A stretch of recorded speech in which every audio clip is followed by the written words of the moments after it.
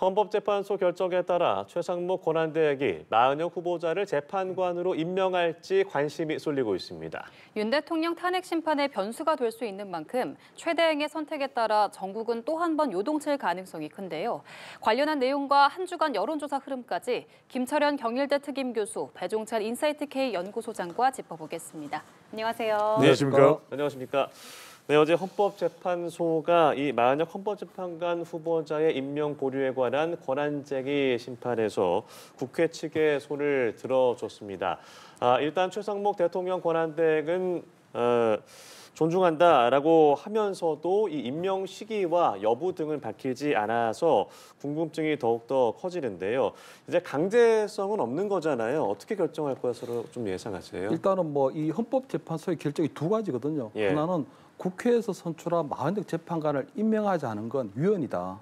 그리고 그것은 어떤 대통령의 헌법상 의무라는 부분을 분명히 하겠고요. 예. 두 번째는 헌법재판관의 지위와 관련 지위 확인 소송에 대해서는 각하를 내버렸거든요. 그게 뭐냐면 결국은 이 최상목 대행이 마은혁 후보자에 대해서는 헌법재판관을 임명을 하되 그 임명 시기에 대해서는 최상목 대행에게 전적으로 맡긴 겁니다. 그래서 저는 어제 최상목 대행이 일단은 헌재 결정을 존중한다고 하면서 바로 어떤 임명 여부에 대한 입장을 밝히지 않은 건요. 굉장히 정무적으로 현명한 결정이라고 보이거든요. 네. 왜냐하면 이걸 조금 복귀해서 보시면 어떻게 됐냐면 이게 헌법재판관을 임명하는데 마은혁 재판관이 만약에 선고 과정에 참여하게 되면요. 두 가지 경우가 생깁니다. 하나는 여당에서는 마은혁 재판관이 그동안 보여왔던 어떤 정치적 편향성의 문제를 또 들고 나올 가능성이 높고요. 또 하나는 만약에 마은혁 재판관이 선고 과정에 참여하게 되면 이때까지 끝난 변론을 다시 재개해야 되거든요. 다시 재개해야 됩니다. 그럼 갱신절차 교체해야 되기 때문에 그럼 이게 보름이 더 걸릴지 한 달이 더 걸릴지 알 수가 없는 상황이 되거든요. 그렇게 되면 그동안 진행되었던 공개 변론이라든가 어떤 최후 진술까지가 계속적으로 뒤로 열리게 되는 상황, 연장이 되는 상황이 되고요. 또 하나는 보면 그럼 임명을 했는데 선거에 참여하지 않으면 어떻게 되냐, 회피하면 어떻게 되냐. 네. 그렇다면 무엇하러 국무총리에 대한 권한쟁의까지도 먼저 앞순위로 당겨서 해치기까지 하면서 이렇게 임명을 했느냐 하는 이런 논란이 벌어질 수 있는 거거든요. 그래서 여러 가지 그러한 정치적 논란을 피하고 국론이 분열되는 그런 걸 막으려면 결국 최상목 대행이 대통령의 탄핵 선고 때까지는 임명을 일단 하지 않고 조금 기다리는 게 낫다. 왜냐하면 현재 어떤 추세로 보거나 아니면 과거 사례를 볼 때 최후 진술이 끝나고 최종 변론이 끝났기 때문에 한 2주에서 한 보름 정도를 예상하고 있거든요. 그렇다면 한 3월 한 중순쯤 정도 될 테니 그럼 그 이후에 최상목 대행이 어떤 마은혁 후보자에 대한 재판관 임명을 해버리면 어떤 선고 과정에서의 논란도 그다음에 여러 가지 임명 과정에서 논란도 좀 없애는 그게 나름대로 현명한 정부적 판단이 아닐까 이렇게 보입니다. 예, 윤 대통령의 탄핵 심판이 결정된 이후에 임명하는 게 현명할 것이다라고 하셨습니다. 그렇죠. 이제 임명을 할 수밖에 없어요. 네. 왜냐하면 헌법재판소에서 권한쟁의 심판이잖아요. 국회의 권한을 침해했다. 국회에서 의결이 됐는데 임명을 안 할 수는 없는 겁니다. 다만 이제 즉시 임명이라고 하는 부분은 기각이 됐어요. 그러니까 이제 임명을 해야 되는데 시기는 열어둔 거죠. 예. 근데 지금 이제 민주당에서는 이것 자체가 권한 침해라고 하는 것은 빨리 임명하라는 거다. 이렇게 이제 해석을 하는 것이고, 국민의힘에서는 마은혁 헌법재판관 후보자가 이제 참여하면 윤석열 대통령의 이 탄핵 심판에 영향을 준다. 이게 몇 대 몇인가가 중요하고 이번에도 보면 이 권한쟁의 심판 관련해서도 소수 의견이 있었다는 거 아니겠습니까? 네. 그래서 그만큼 이게 헌법 재판에 지각 변동이 일어날 수도 있다. 이런 이의 제기를 하고 있는데 대체로 저도 이게 이 최상목 권한대행이 정무적 판단을 하겠다라고 한 내비친 걸 보면은 임명을 안 할 수는 없어요. 하지만 시기는 언제냐? 대체로 윤석열 대통령의 지금 헌법재판소 탄핵 심판이 3월 중으로 지금 우리 예상하고 있지 않습니까? 예. 14일이 될지 21일이 될지. 그럼 대체로 고점에서 마은혁 헌법재판관을 임명할 수 있는데 여기 하나 또 변수가 있어요. 한덕수 국무총리에 대한 이 탄핵 여부. 심판의 예. 이 선고가 윤석열 대통령보다는 먼저 나올 가능성이 높거든요. 예. 그러면 한덕수 국무총리가 만약에 다시 돌아오게 된다면 권한대행의 위치는 또 이 부분도 있기 때문에 이 부분도 그러면 한덕수 국무총리가 다시 돌아온다면 한덕수 총리가 또 결정을 해야 될 사안이거든요. 예. 그런 만큼 일단 최상목 권한대행 임명을 해야 됩니다. 이거 누가 하든 간에. 하지만 시기적으로는 조율이 될 걸로 보입니다. 예, 알겠습니다. 한편 윤 대통령 부부의 공천 개입 의혹 등을 수사하기 위한 명태균 특검법이 어제 이제 야당 주도로 국회를 통과했습니다. 하지만 여야의 입장차는 여전한 상황인데요. 명태균 특검법에 대해서 어떻게 보고 계십니까? 이게 명태균 특검법이요. 윤 정부 들어와서 24번째입니다. 24번째. 그러니까 국민들 입장에서 볼 때는 거의 뭐 특검 노이로제 걸릴 판이거든요. 그런데 저는 이게 이 특검의 취지를 조금 잘 이해하셔야 되는 게 특검이라고 하는 것이 기본적으로 권력형 비리나 부정이 발생을 했는데 검찰의 수사가 미진했을 때 그때 이제 보충적으로 하는 부분이 있거든요. 근데 저는 지금 뭐 이 대통령이 지금 탄핵돼 있는 상태잖아요. 탄핵된 상태고 지금 이제 뭐 구치소에 일단 구속돼 있는 상태인데 그렇다면 민주당에서 이 명태균 특검법을 발의한다는 건 결국은 대통령의 어떤 탄핵이 기각돼서 직무에 다시 복귀할 것이라는 그런 가정하에 선제적으로 이 특검법을 내지 않는 이상은 사실은 대통령 어떤 탄핵 선고까지를 기다릴 필요가 있다고 보이거든요. 그렇지 않다면 결국은 이 명태균 특검법은 탄핵이 인용되고 조기 대선이 열렸을 때 윤석열 대통령 부부보다는 오세훈 시장이라든가 홍준표 시장 최근에 여러 가지 이제 모욕이 불거져 나오고 있는 그 두 분을 흠집내기 위한 그런 용도라고밖에 볼 수가 없는 거거든요. 특히 아마 탄핵이 인용되고 조기 대선이 치러진다면 보통 60일 이내에 치러지게 되는데 60일 이내 명태균 씨가 얘기하는 그 명태균 씨의 발언에 따라서 그것을 뭐 해명하다 보면 거의 선거가 끝나버리는 그런 상황이 벌어지거든요. 네. 그렇기 때문에 국민의힘에서는 그때 97년도 그때 이회창 후보 대선 때 김대엽 씨라는 분이 나와서 그때 이회창 후보 두 아들의 어떤 병역 비리를 얘기했거든요. 근데 끝나고 난 다음에 보니까 그것들이 그냥 해명하다가 그냥 선거가 끝나버렸거든요. 그리고 굉장히 억울하게 되는 상황이잖아요. 그렇게 해서 저는 뭐 명태균 특검법은 저는 일단은 윤석열 대통령의 탄핵 선고 이후에 왜냐하면 그 이후에 만약에 직무에 복귀된다면 복귀되고 난 이후에 아니면 만약에 인용이 된다면 사실 윤석열 대통령 부부의 어떤 정치적 위상이 이제 달라지게 되거든요. 파면이 돼버리기 때문에. 예. 그럼 그 이후에 하는 것이 맞고 만약에 조기 대선이 치러지게 된다면 정말 국민들이 원치 않는 그런 이상한 변수에서 휘말리기 때문에 이것은 조금 그 탄핵 선고 이후에 어떤 상황을 봐야 된다는 거고요. 두 번째는 저는 오세훈 시장이나 홍준표 시장에 대한 구체적 물증이 좀 나와야 되거든요. 이 특검을 하려면. 왜냐하면 현재까지는 명태균 씨가 제3자하고의 통화 속에서 어떤 홍준표 시장이나 오세훈 시장에 대한 어떤 그런 뭐 관계나 이런 것들을 굉장히 허풍적으로 과장해서 하고 있는 부분이 있기 때문에 저는 적어도 홍준표 시장이나 오세훈 시장에 대해서 어떤 의혹을 얘기하려면 적어도 그분들하고 통화를 했거나 직접 만났거나 아니면 예를 들어 뭐 서울시 선거나 서울시장 되고 난 다음에 또는 대구시장 되고 난 다음에 명태균 씨에게 어떤 뭐 여론조사가 뭐 의뢰가 됐다거나 예. 아니면 고액의 뭐 용역이 넘어갔다거나 아니면 뭐 인사에 관여했다거나 이런 것들이 없는 이상은 사실은 이거는 그 두 분을 얘기하는 게 맞다. 굉장히 결백할 수밖에 없다 하는 이런 말씀을 드리고요. 저는 지금 민주당에서 보면 최근에 민생 위기의 어떤 경제 위기를 얘기를 하고 대통령도 탄핵된 상태 그리고 이어서 민주당에서 지금 국무총리도 탄핵한 상태잖아요. 근데 이렇게 지금 24번째 특검안을 발의하면서 과연 이게 민주당이 과연 책임 있는 제1야당의 모습인가 이런 생각이 들고요. 방금 저는 이제 방금 떠오른 거 보면 영화 친구의 마지막에 그런 장면이 나오거든요. 고마해라. 진짜 이제 많이 묻다이가 하는 것처럼 예. 저는 이제 24번째 특검 발의는 너무 심하다. 지금은 국가적 위기 상황이니만큼 이런 것들보다는 좀 경제 살리게 하는 이런 부분에서 하는 것이 민주당이 조금 책임 있는 야당의 모습이 될 것이다. 이런 뭐 조언을 좀 드립니다. 예.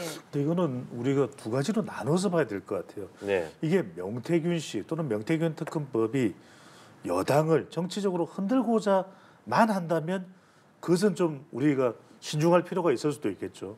하지만 지금 많은 사람들, 국민들도 궁금할 거예요. 이게 무슨 일이지? 세 가지가 쟁점입니다. 우리 연합뉴스 TV를 통해서도 정확하게 이렇게 소개가 되고 있지만 네. 첫 번째로는 대선 때의 여론조사 조작 관련된 부분이죠. 두 번째는 공천 거래.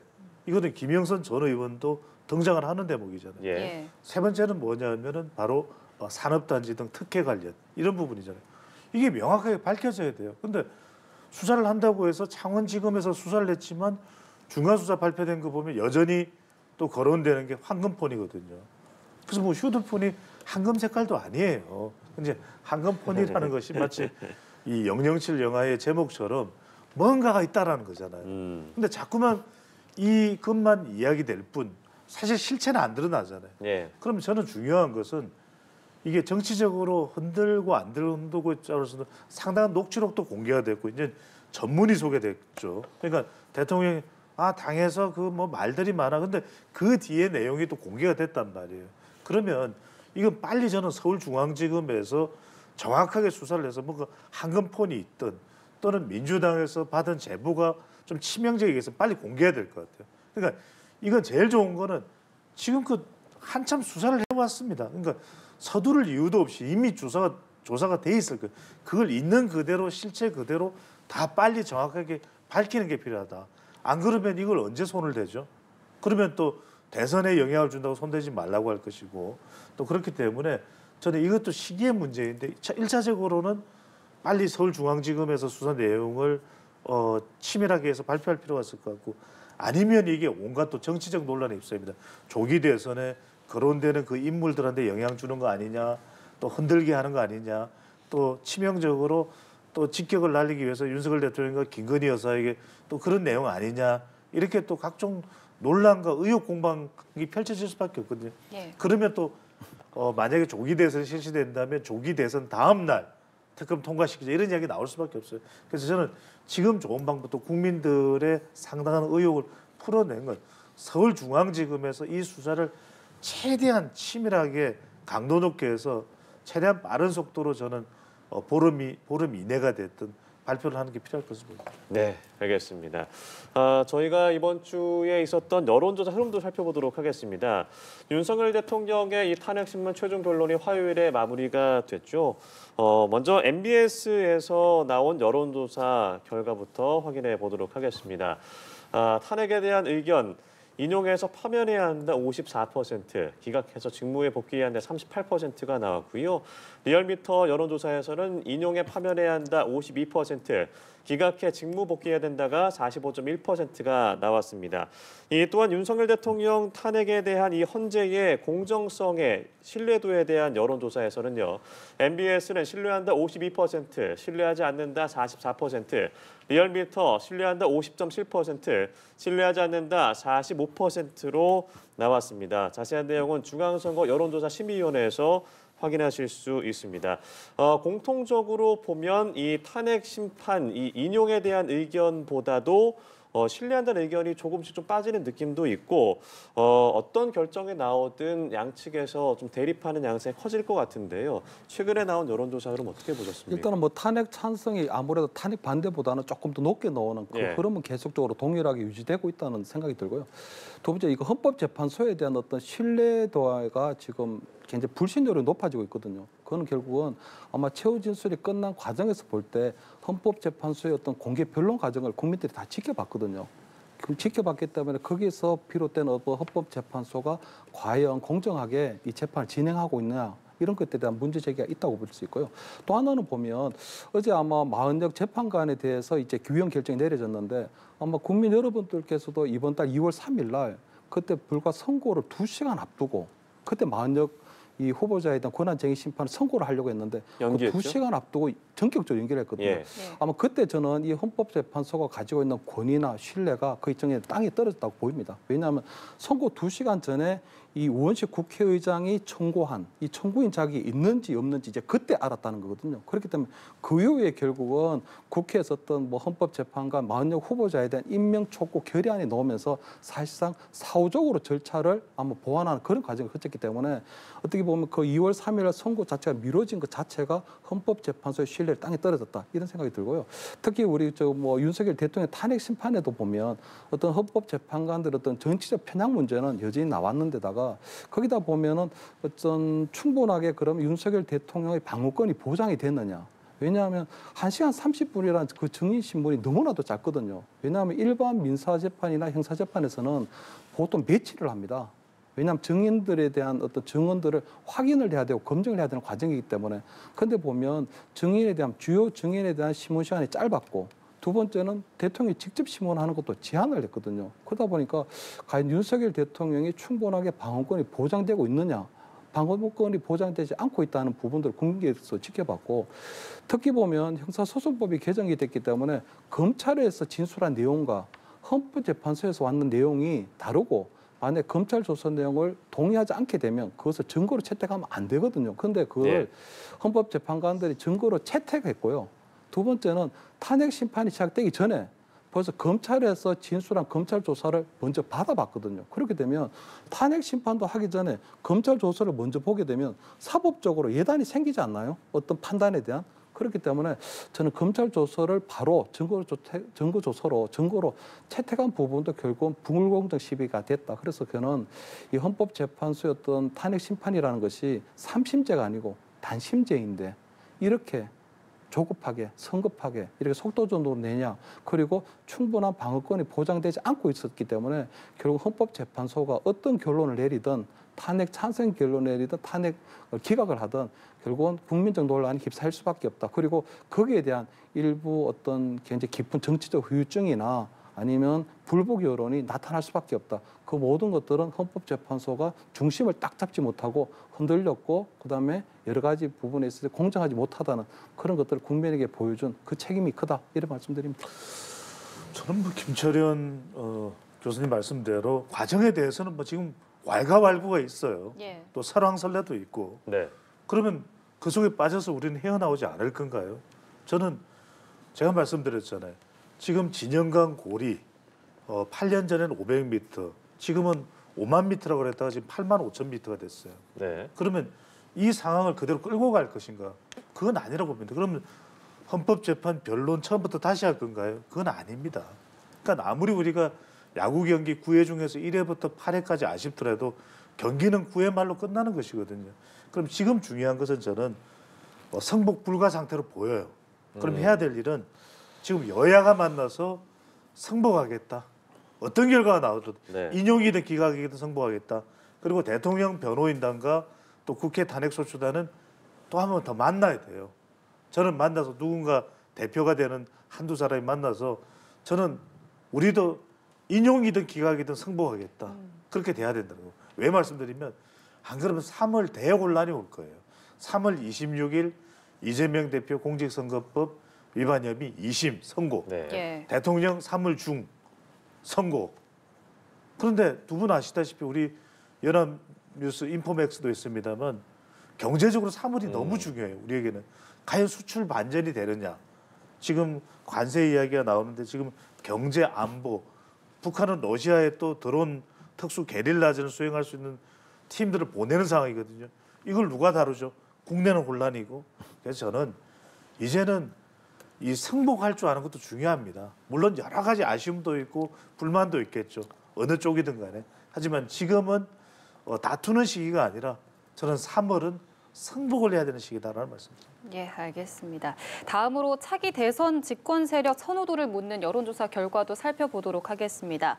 MBS 조사에서는 정권 교체 응답이 48%, 정권 재창출이 42%로 나타났는데요. 중도층에서는 정권 교체가 59%, 정권 재창출이 29%였습니다. 다음으로 리얼미터 조사에서는 정권 교체가 49%, 정권 연장이 45.3%였고요. 중도층에서는 정권 교체가 56.5%, 정권 재창출이 38.3%였습니다. 지금 중도층을 보면 적게는 20%포인트, 많게는 30%포인트 가까이 벌어지고 있는데 이런 최근 중도층의 민심은 어떻게 보고 계세요? 일단 전반적인 아마 탄핵 찬반에 있어서는 뭐 오차 범위 내에서 조금 움직이고 있는 부분이 있거나 또는 탄핵 찬성 여론은 좀 높은데 결국은 이제 가장 관건이 되는 중도층의 여론은 여전히 이제 정권 교체라든가 또는 탄핵 찬성 여론이 좀 높거든요. 네. 저는 그 흐름이 보면 결국은 비상계엄, 그러니까 대통령의 어떤 비상계엄에 대한 취지에 공감하는 그런 여론들도 많이 생겼고 또 커지고 있다고 보이는데 결국은 최근에 보면 민주당에서 보면 어떤 광장의 집회, 어떤 보수의 집회를 두고 극우 프레임으로 몰기 시작했거든요. 그러니까 어떤 극우들의 어떤 아스팔트 보수들이 하는 것이다 해서 극우 프레임으로 계속 몰고 있기 때문에 아마 중도층 입장에서 볼 때는 그 극우 프레임, 민주당이 설정한 어떤 극우 프레임에 아마 상당한 좀 영향을 미치고 있다 이렇게 하나 보이고요. 예. 두 번째는 보면 아마 중도층들이 볼 때는 결국은 비상계엄에 대한 어떤 헌법재판소에서의 어떤 탄핵 심판, 11차례 어떤 공개 변론도 중요하지만 비상계엄 그 당일 국회에 투입된 어떤 무장한 군인을 우리가 생방송으로 다 지켜봤기 때문에 네. 그 부분에 있어서는 결국은 대통령의 비상계엄을 통한 어떤 이유나 취재는 상당 부분 이제 어느 정도 좀 이해가 되지만 그렇다고 하더라도 비상계엄이라는 방식은 굉장히 잘못됐다. 그 부분은 아마 중도층에서 그렇게 선뜻 수용하고 받아들이기에는 조금 힘들지 않나 하는 이런 생각이 들거든요. 그래서 저는 지금 국민의힘에서는 나름대로 이 중도층에 대한 중도층의 어떤 탄핵 어떤 반대를 어떻게 올리나 또는 정권 교체를 어떤 정권 재창출을 어떻게 옮기나 이런 부분에 서 고민을 하게 될 텐데 저는 국민의힘에서 나름대로 2016년도 박근혜 탄핵 때의 어떤 학습 효과를 가지고 나름대로 어떤 보수를 결집시키는 것만으로도 저는 상당히 좀 선방하고 있다고 보이거든요. 네. 2016년도 같은 경우에는 그때 유승민 전 의원이 일정 부분 탈당을 했기 때문에 어떤 탄핵 찬반 여론에 있어서도 오죽하면 그 당에서 그 박근혜 대통령을 만든 분들이 탈당까지 했겠냐고 해가지고 탄핵 찬반 여론에 있어서도 확실하게 탄핵 찬성률이 컸었고요. 또 조기 대선에 갔을 때도 보수 후보가 결국 분열되는 그런 효과를 나보면서 조기 대선까지도 한꺼번에 다 놓치는 그런 일이 벌어졌거든요. 그래서 저는 지금 국민의힘은 나름대로 권영세 비대위원장이나 권성도 원내대표의 어떤 안정적 관리하에서 보수가 분열되지 않고 결집하고 있는 이 상태만으로서는 상당히 선방하고 있다. 앞으로 중도층에 대한 부분들은 좀 더 노력해야 되는 부분이 있고 또 만약에 조기 대선 형국이 펼쳐지게 되면 탄핵은 탄핵이고 대선이기 때문에 나름대로 그것을 만회할 기회가 조금 있을 것이다. 이렇게 평가합니다. 좀 짧게 말씀드리면 지금 어느 한쪽으로 기울어지지 않고 있는 거죠. 그럼에도 불구하고 비상계엄에 대한 책임을 묻고 있기 때문에 정권 연장보다는 재창출보다는 정권 교체가 높다. 예. 네. 참 흥미로운 게 뭐냐면 결과적으로 중도층이 중요하다라는 거예요. 결국 양쪽은 아주 적극적으로 보수 트라우마가 됐든 또는 이재명 대표에 대한 포비아가 됐든 보수층이 결집하는 거니까. 하지만 결국 지금 여론의 추는 중도층, 수도권, 청년층, 줄이면 어떻게 됩니까? 중수층이 되는 거죠. 네. 이게 중요하다라는 거. 그리고 최근에 이제 우리가 중도 보수도 이재명 대표 표방했는데 그럼 뭐냐? 중도 보수고 또는 뭐 극우 우리를 극우로 모는 거냐 하는데 그 극우 아니고 그냥 우리도 보수다 하면 되죠. 그런데 여기서 핵심 뭐냐? 중도 보수든 보수든 국민들은 뭐라고 그럴까요? 아, 우린 중도 보수 너무 좋아요. 보수 좋아요. 이걸 거예요? 이런 것일까요? 국민들은요. 보수도 실력을 보여라. 보수를 쇄신하라. 이 요구니까 얼마나 실력 있는가. 내가 중도 보수다. 내가 보수다. 이게 아니라 우리 국민들은 정말 어느 이념이든 간에 실력 있는 정치 세력, 실력 있는 정치를 원한다는 것이죠. 예, 정당 지지도 흐름도 살펴보도록 하죠. 먼저 MBS 여론조사입니다. 국민의힘 37%, 더불어민주당 34%가 나오면서 지난주와 같은 흐름을 보였고요. 리얼미터 여론조사 결과를 보면 국민의힘이 조금 앞섰습니다만 이제 오차 범위 내에 있습니다. 국민의힘 42.7%, 더불어민주당 41.1%로 나왔는데 이러한 흐름에 대해서는 좀 어떻게 보세요? 일단은 뭐 그 비상계엄과 그리고 탄핵이라는 부분이 있기 때문에요. 결국은 윤석열 대통령의 비상계엄에 대해서는 잘못했다. 하지만 거기에 대해서 그러면 민주당은 또 잘한 게 있느냐. 결국은 비상계엄을 한 대통령도 잘못이지만 비상계엄이 일어날 수밖에 없게 한 어떤 민주당의 책임들 뭐 계속적으로 얘기 나오고 있지만 국무총리 탄핵하고 법무부 장관 다 탄핵하고 경찰청장도 탄핵하고 감사원장도 탄핵되고 그리고 이재명 대표를 수사했던 검사들까지도 탄핵이 된 상태거든요. 근데 보면 이준석 방송통신위원장의 어떤 탄핵 기각돼서 마찬가지인 것처럼 탄핵 소추 사유가 명백하지 않다는 거예요. 예를 들면 이준석 방송통신위원장 같은 경우에도 취임한 지 딱 이틀 만에 탄핵이 됐거든요. 그렇기 때문에 어떤 비상계엄에 대한 민주당의 어떤 공동 책임론을 분명히 묻고 있는 부분이 있고요. 특히 대통령이 탄핵된 그 국가적 위기 상황인데도 불구하고 또 국무총리를 또 탄핵했거든요. 그 탄핵 소추 사유도 명백하지도 않고 특히 그 의결 정적수가 151명이냐 또는 3분의 1 200명이냐 그 부분도 명쾌하지 않은 상황이 됐거든요. 그래서 오죽하면 헌법재판관들이 우원식 의장이나 아니면 국회에 대해서 이런 것들을 151명으로 할지 200명으로 할지 그 부분을 국회에서 논의를 해서 결정하면 되는데 그런 어떤 사전적인 결정, 어떤 의사 결정 과정도 전혀 거치지 않았다는 부분에 대해서도 문제 제기를 했거든요. 예. 그렇기 때문에 저는 아마 윤석열 대통령에 대한 책임도 묻고 있지만 국민들이 어떤 민주당의 제1당으로서요. 어떤 책임이나 야당으로서의 어떤 무책임한 모습에 대해서도 지금 함께 책임을 묻고 있다. 그래서 아마 지금 상황에서 볼 때는 아마 지금 계속적으로 국민의힘이 잘했다기보다는 민주당의 어떤 책임을 묻는 것에 대한 어떤 정치적 반사이익을 또 국민의힘은 또 누리고 있다. 이렇게 말씀드립니다. 네. 근데 우리가 놓치지 말아야 될 것이 항상 우리가 이 지지율을 볼 때 여권 야권으로 나눠봐야 돼요. 그럼 여권은 지금 국민의힘이지만 야권은 민주당 외에 다른 당도 있거든요. 네. 그러니까 야권을 다 묶어 보면은 거의 50%가 되거나 50%를 넘어요. 그렇게 보면 또 여야가 달라지죠, 지형이. 근데 방금 전에 우리 김 교수님 말씀대로 민주당이 탄핵 정국에서 좀 지지율이 뿜뿜하지 않는 건 또 지적을 받고 분석을 할 필요가 있습니다. 근데 그건 왜일까? 다른 요인보다는 뭐 그런 책임 묻는 것도 있지만 아무래도 민주당이 지금은 이재명 대표로 일종의 이 표명이 되는 것이니까 그러니까 네. 이재명 대표가 결국 3월 달에 이 공직선거법 2심이 계속 걸려 있는 겁니다. 그러니까 좀 기다려봐야 될 것 같아요. 그래서 민주당이 또 이재명 대표가 거의 일체화되어 있는 이 상황에서 이재명 대표 이 재판이 어떻게 되는가 이 부분을 기다려보면서 그래도 민주당은 또 이재명 대표는 지지율 조사할 때 보면 이렇게 모아져 있잖아요. 반면에 국민의힘 후보로 거론되는 이 정치 지도자 조사 결과는 다 또 좀 흩어져 있잖아요. 네. 그러니까 앞으로 이 추세는 지금 당장 판단할 것이 아니라 3월 중에 선고가 내려지고 난 이후에 재조명해 볼 필요가 있을 것으로 보입니다. 예, 알겠습니다. 지금까지 배종찬 인사이트K 연구소장, 김철현 경일대 특임교수와 함께 이야기 나눠봤습니다. 고맙습니다. 고맙습니다. 감사합니다.